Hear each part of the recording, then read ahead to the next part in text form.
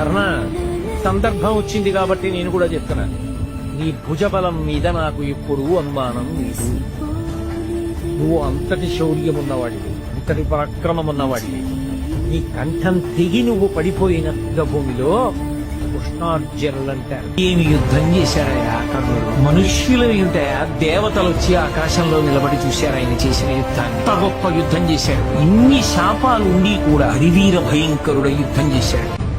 కర్ణ, సందర్భం వచ్చింది కాబట్టి నేను కూడా చెప్తున్నాను.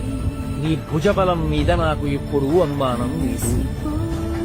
నువ్వు అంతటి శౌర్యం ఉన్నవాడివి, అంతటి పరాక్రమం ఉన్నవాడివి. నీ కంఠం తెగి నువ్వు పడిపోయిన భూమిలో కృష్ణార్జునులంటారు. ఏమి యుద్ధం చేశారయ్యా కర్ణుడు? మనుష్యులు ఏమిటయా, దేవతలు వచ్చి ఆకాశంలో నిలబడి చూశారు ఆయన చేసిన యుద్ధాన్ని. అంత గొప్ప యుద్ధం చేశాడు. ఇన్ని శాపాలు ఉండి కూడా హరివీర భయంకరుడ యుద్ధం చేశాడు.